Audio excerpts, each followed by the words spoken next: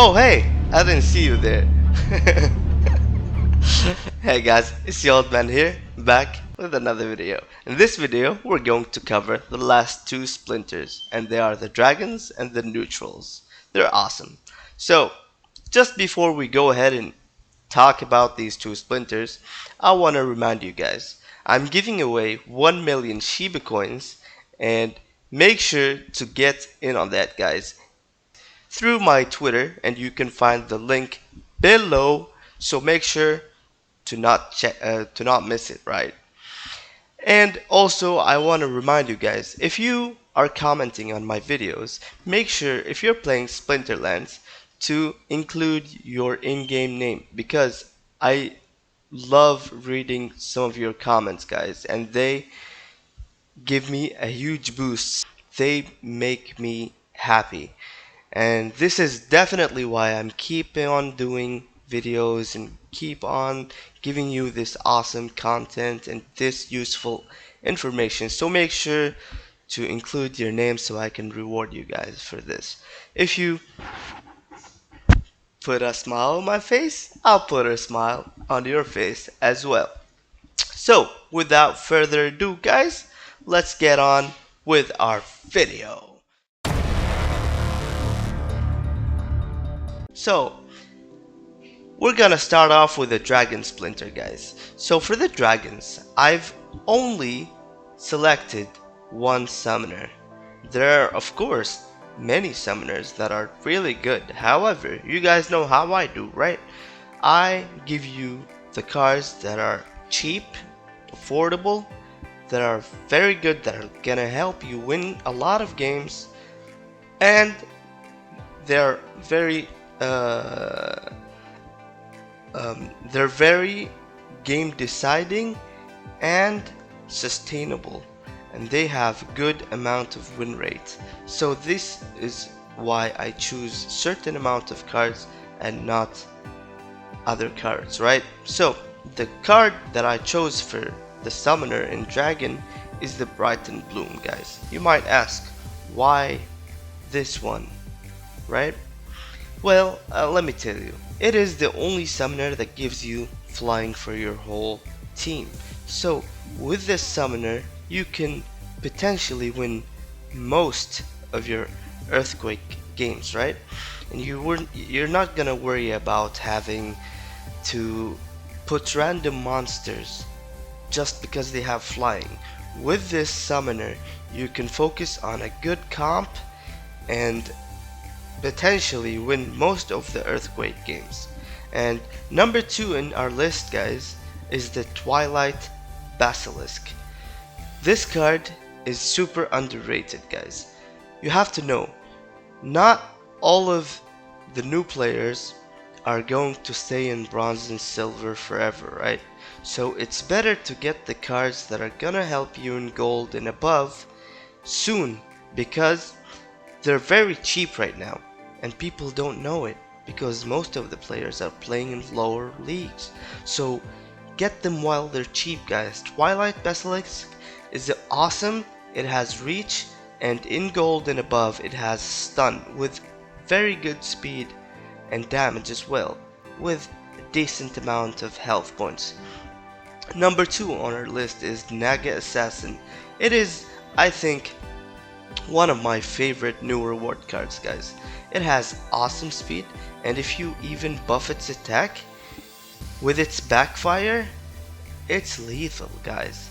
It can waste and give you so much time to keep on doing damage to the opponent's team while they're attacking your Naga with sneaks or whatever, and it can keep on missing and missing and missing their attacks.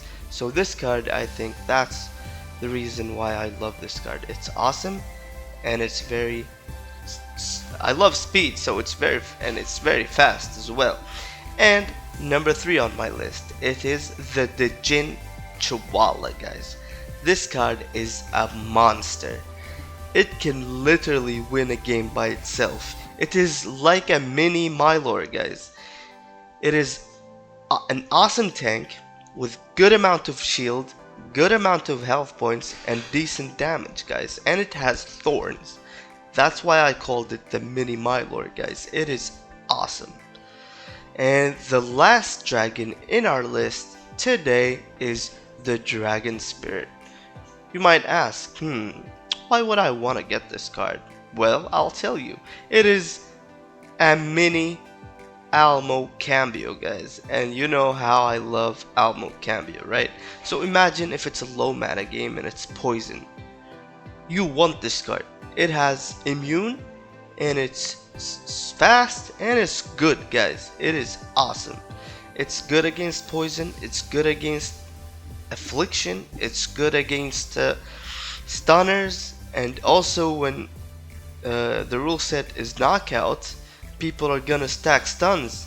You're gonna be safe if you use that as a tank.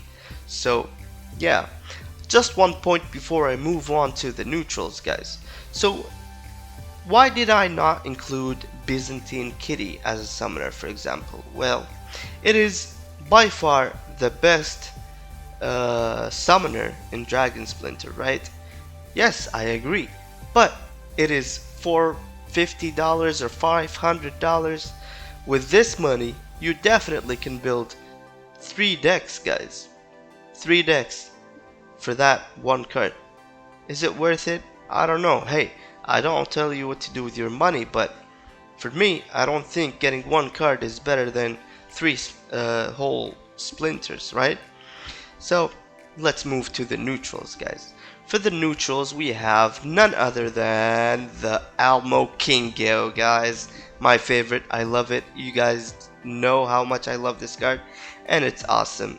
I don't even want to talk more about it because you know, if I start talking about this card, I will never stop, right? And it's always gonna go up in price, guys. You guys know it. The second on our list is the URAEUS, guys. The URAEUS is awesome. It is a snake. It is going to replace Elven Cutthroat because it's a neutral, and it also has poison in the higher levels. It is an awesome card, guys, and it's super cheap right now. And the third on our list is the Sandworm. I think the Sandworm is a very important card to have in every deck, guys. It is good, it is trustworthy, and can help you a lot in reverse speed, right? And it has a ton of damage as well. So if you don't have it, I think it'll help you win a lot of games. And for the fourth card in the neutrals, I have the Gargoya Lion, guys. The Gargoya Lion is awesome. It is not overpowered or anything, but it is very good to have when it's a when it's an earthquake game, and it has void as well, so people can miss it. Magic attack can have reduced damage made to it. It's a good card to have because I included in here because it's super cheap, and it's a good card to have in certain situations as well. Well, there are 2 other cards that I want to recommend, but I don't recommend just because they're expensive. One of those cards is the Halfling Alchemist. I use this card most of my games, guys. It is an awesome card to have. It cuts your it cuts the opponent's damage in half, right? But it's really expensive. I think last time I saw it, it was like around $90 to $100. So it's not cheap, guys, but it's a very good card. And the second card, for example, I didn't include the CHAANG. The CHAANG is definitely a good card, but it's around $60. If you can afford it, go for it. But for $60, you can get other cards that can definitely help you, or you can upgrade your cards as well. So that's it for the video today, guys. I decided I want to change things up and teach myself how to do this step by step. So I appreciate everybody who's supporting me, and have a beautiful day, and see you in the next one.